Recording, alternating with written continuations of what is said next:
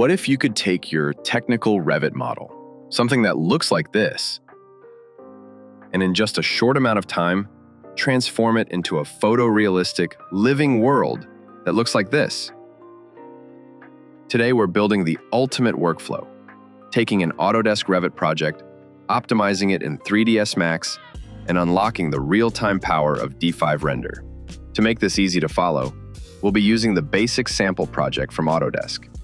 You can find the link for that down in the description. All right, let's get started. We'll start inside Autodesk Revit. The single most important thing you can do here is to give every single object a material. It doesn't have to be the final material, but it needs an assignment. This will save us a massive amount of time later. Also, make sure to clean up your scene. Get rid of any default vegetation, people, or cars.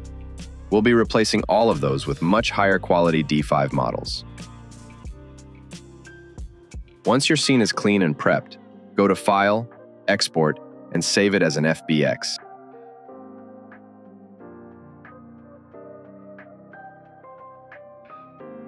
Let's jump over to 3ds Max.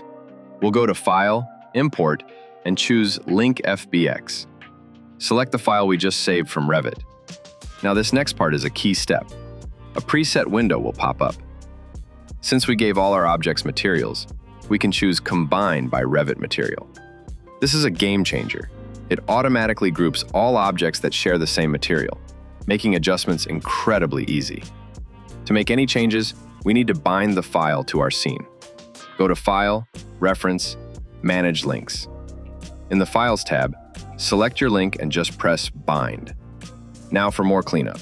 I'll delete the compass, the default sun and sky, and all the imported Revit lights. We want a perfectly clean slate for D5. Here, you can really see the advantage of combining by material. All the glass objects are one single grouped object. This is your last chance to make adjustments. Remember, any objects in the same group will use the same material in D5.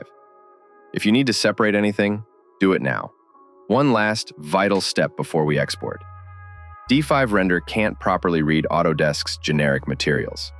To avoid any errors, we'll use a simple trick. First, change the render engine in the render setup to V-Ray GPU. Then, go to the V-Ray tab, open Converters, and launch the V-Ray Scene Converter.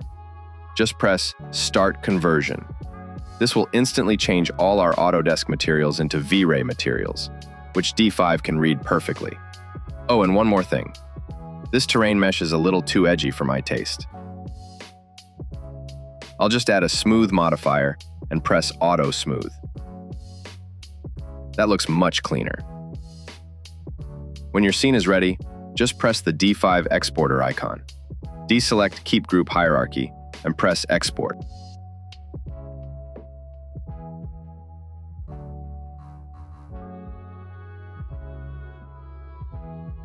All right, welcome to D5. Just press Open and choose the .d5 file we just exported.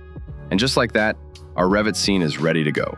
And because we converted those materials, they already look fantastic right out of the box. Let's select the entire project and adjust its height with the Z coordinate. I'll just put it to 0 for now. Press the Assets button to open the D5 library. Let's start by replacing the grass material. I'll use Grassland 05.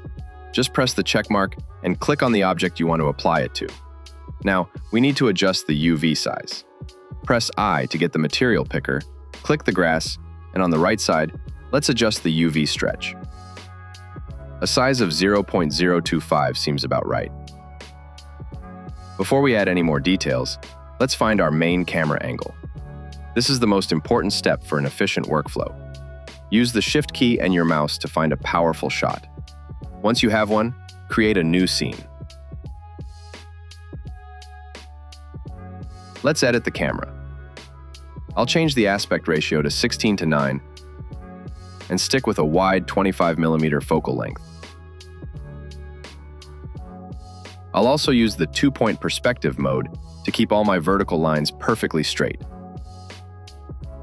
When you're happy, make sure to update the scene to save your view. Now, you can exit the camera editing mode, fly around your scene, and always snap right back to your saved shot. Time to build our environment. Let's add some grass using the scatter tool.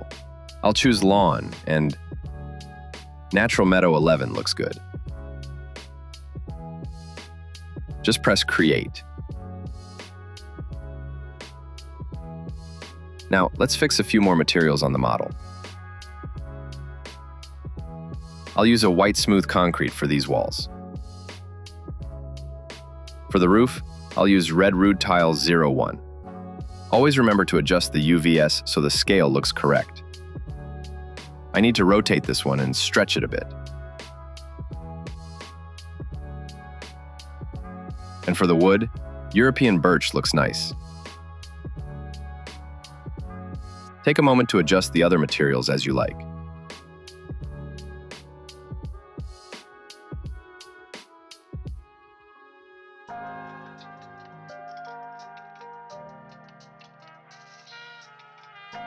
Let's continue and add some vegetation to the background for depth.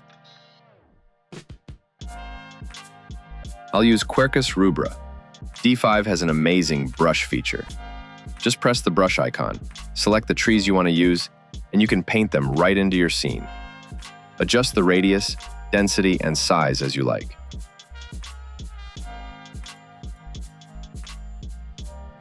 That's a bit too big. Let's reduce the size. You can always remove objects by holding the Alt key and brushing again. And here's my biggest tip. It does not matter what your scene looks like behind the camera. Be efficient. Only care about what's going to be seen in the final rendering. Let's create another scatter layer for the main terrain. I'll press Select Material and click the ground. Now, let's add some small shrubs to give it some variation.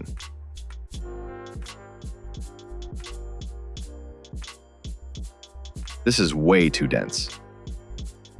To adjust it, press the three dots. Deactivate Simplified mode.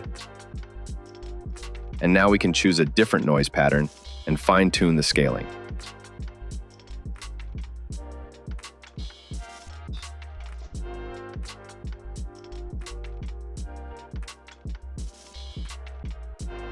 I'll add one more layer of Grass Cluster 04. Adjust the size, and add another noise pattern to give it that final bit of randomness.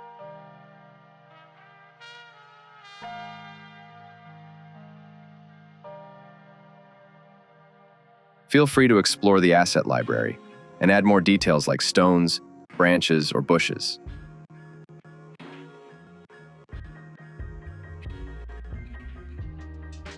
I'll also add some bigger trees just outside the camera's view, so their branches hang into the frame. It adds a ton of realism.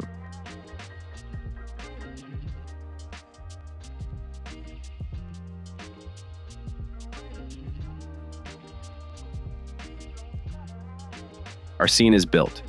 Now it's time for the final mood. Let's adjust the lighting. In the Environment tab, I'll set the sun intensity to 2.5. The sun disk radius will adjust the shadow sharpness. A value of 2 should be fine.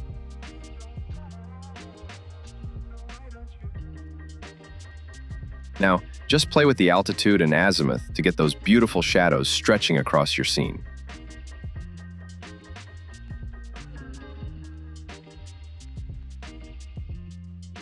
Let's add some cloud at 0.6. And a little bit of fog. I'll set the fog color to a subtle bluish tint. Under the Effect tab, let's turn off Auto Exposure for full control. I'll set the main exposure to -0.05, contrast to 0.1, and highlights to 0.35.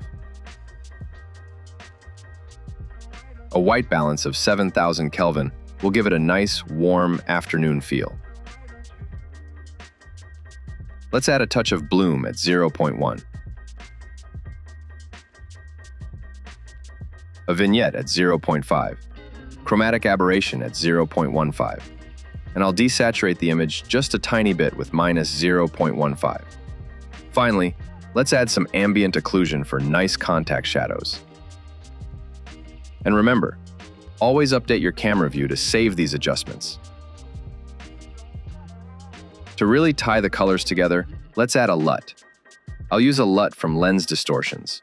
Earthy Monochrome 1 with an intensity of 0.5 looks great. Last but not least, let's add some life.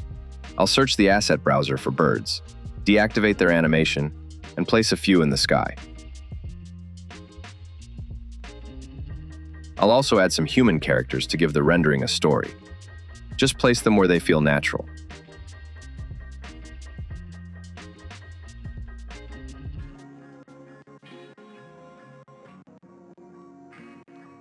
And we're done. Now, let's render the final image. Press the photo icon on the top right. I'll scale the image resolution up to 4K. Hit Render, and save the file as a PNG.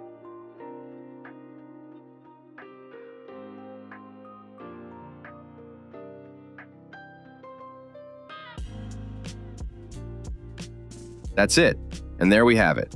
We've successfully taken a technical Revit project, optimized it perfectly in 3ds Max, and created a stunning, photorealistic render in D5.